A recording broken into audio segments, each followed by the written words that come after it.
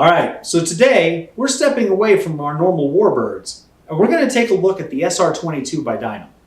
Now, I have the Cirrus from E-flite. Let's take a look at how this one stacks up.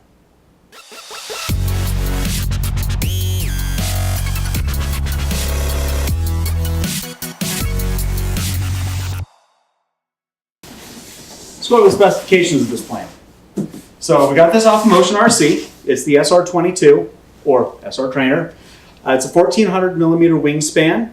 Runs on a 3-cell 2200 battery, or a 2200 milliamp hour 3-cell battery. Let's say this right. It's a base 4-channel plane, but it does have optional flaps, which requires 2 separate servos, one standard 9-gram and one reversed to actually set up. I don't have reversed here, so we will not be setting that particular function up today. This plane runs $149, free shipping. So we're going to pop it open, take a look inside. I'll tell you right now, I think this is going to be one of those boxes filled with boxes.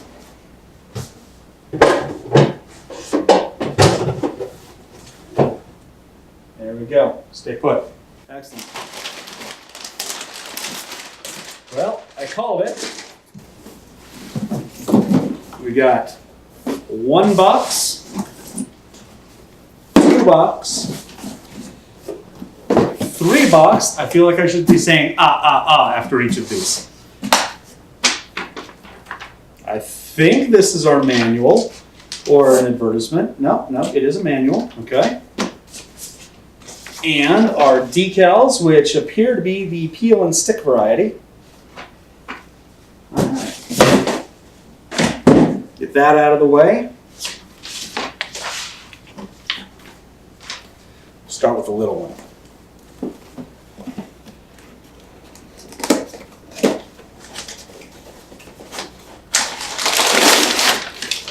Let no one say that they don't use enough packing material. What do we got here? All right, 1 empty box. We have 2 bottles of completely generic glue stuffs. I'll probably ditch those and just go with foam tack. We do really like the foam tack. All right, not going to open that. I don't want to lose screws. More screws, screwdriver, and an Allen wrench. And 1 random nylon bolt, a very small spinner. All right, over here,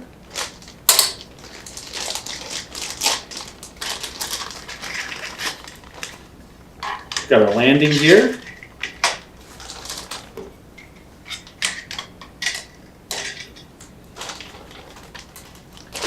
And some servo leads. Okay. I'm going to guess this one goes to our gear since there's 3 of them. I don't know. 3 doesn't make much sense to me. We'll figure it out. All right, and our tri-bladed propellers. These are kind of small, so what do we got here? We got, looks like a 9x6. Move this off to the side. Move on to the next box. Aha! These are our wing hats.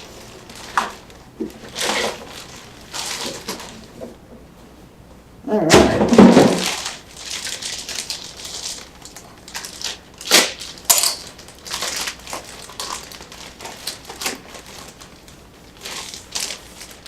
Get that bag out of the way. So here's our wing. Looks like we've got the quick clevises here. I do like those. Servos pre-installed other than our mounting point back here for our gear. All right. Interesting. So it said that our flaps were optional, but I'm definitely seeing a flap pre-installed here. I mean, it's got the linkage and everything, so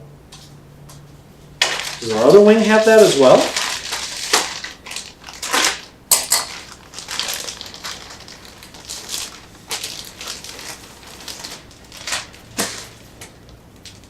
Sure enough. All right, well, you know, I can't help but wonder if they wouldn't be getting more sales if they acknowledged that it came with the flaps pre-installed. Would be nice if there was some kind of a white cover over these leads and the servos. They really stick out on this pure white foam. But that looks pretty decent. Yeah. Looks a lot like my Cirrus, which I suppose I should expect, right? All right, you stay there. Excellent. All right. One more. It's anybody's guess what's in this box. And the paper. And there's our fuse. That's not all. There's our tail. Okay. There we go. Now I got a heater over here, a radiator. I got to make sure that none of this stuff gets on it. All right, now here's a disappointment, guys. You're gonna have to get in here, actually take a close up. You know what? Forget it. I'm bringing it to you. Despite all of their packaging, the tail has shown up broken. Curled. Yeah.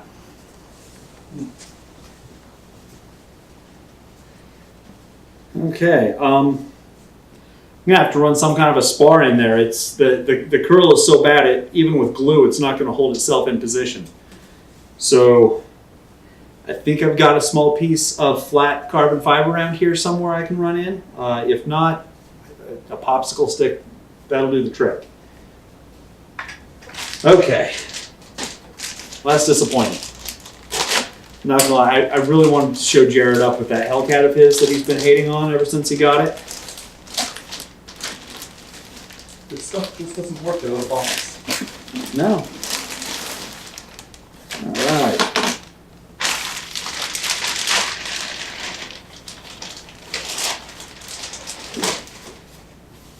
All right, we got a completely generic white foam cowl. Now, this is interesting. The website says we've got tinted windows, but those are tinted. I'm the Queen of Sheba. Very small little motor here, okay. So we've got a really thin prop shaft here. I'm not a fan of thin prop shafts. I'm not a very good pilot, I'll admit it. And I have this bad tendency of, you know, striking props. A thin prop shaft like this, with as thin as it is, I'm worried that I'm going to be, you know, striking a prop and bend the whole shaft and have to be replacing the whole system here. Does appear to be a fairly standard star pattern, so I can work with that. All right. There's another inconsistency with the website. It states that it uses a T connector, otherwise known as Dean's. Lucky me, it came pre-installed with an XT60. So I spent extra time before this video tracking down a Dean's adapter just so that I could power this plane up, and I don't even need it. That's one I can't even complain about. That was a good move. Dean's are just, I don't like them. I don't know who's still using them, but they are a pain to work with. All right, yeah. Not sure exactly how our nose cowl is supposed to stay on other than, you know, the propeller keeping it from sliding off the front maybe. I mean, at least the Hellcat came with magnets. All right, okay, we're gonna get this assembled. Maybe we can get these things figured out as we go. Yeah, let's take a look at what this thing looks like when we're finished.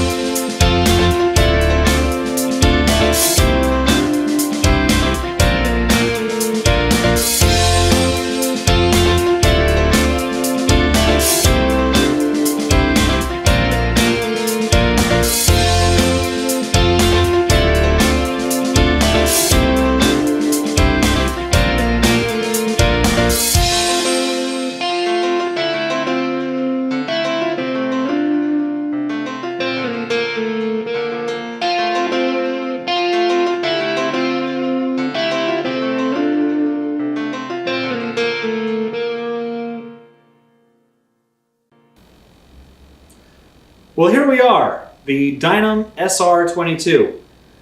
This was an interesting build. Well, there's something you got to see here. So you remember me commenting on the thin motor shaft? It's only 3 millimeters. And it came... Alright, you can stop anytime now. And it came bent. So I'm going to have a lot of vibration.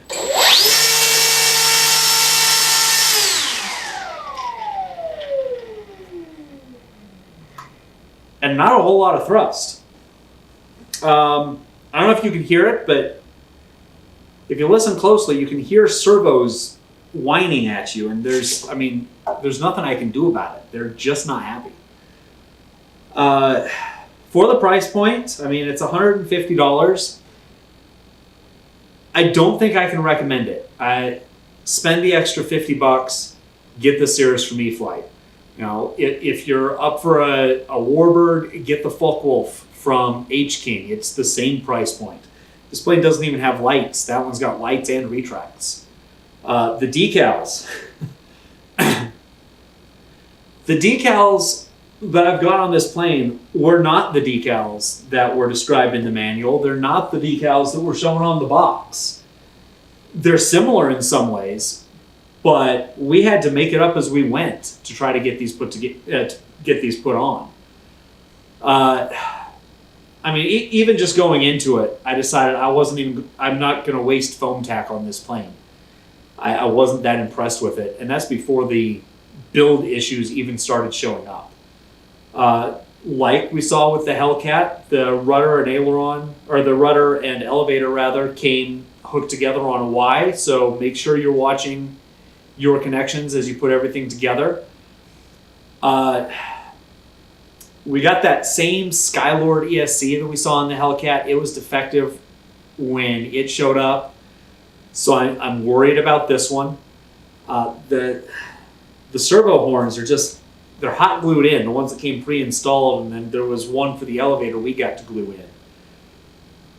And the glue it came with was literally the same stuff that used to come with those old GWS planes. It turns very yellow as it dries, which means we're going to be seeing that every time we take this plane out to fly. Let me go ahead and get this battery disconnected. There's some things you got to see here as well. There's only one place the battery can hook in. Actually, before I do that,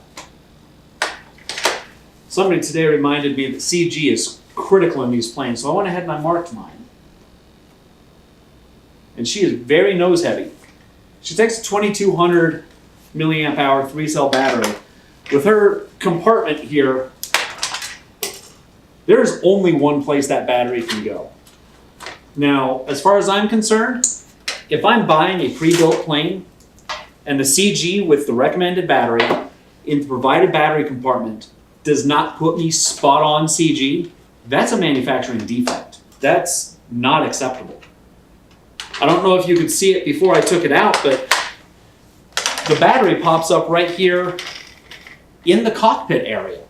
All of the servo leads end up in there as well. I mean, our receiver is showing out this window that's supposed to be tinted, but isn't. Now, just really quick, this was hilarious. Make sure you read your manuals, because on this one, and I haven't read through the whole thing, all the safety warnings and that. Do not attempt to catch the airplane while flying. Step 13. You're going to love Step 13. Step 13 states, bubblegum on the left and right wing, James.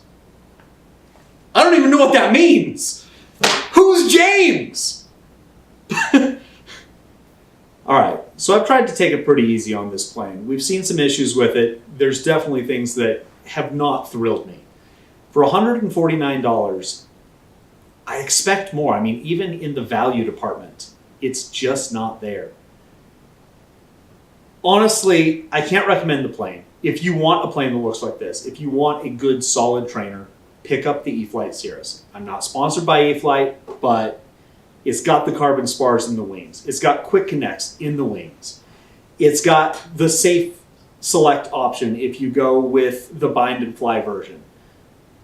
it's just, it's a better plane all around. Anyway, I'm gonna get this thing up in the air. We'll see how it does. Until then, keep flying. All right, we got it? That a cut? Are you kidding me? This thing's a piece of shit.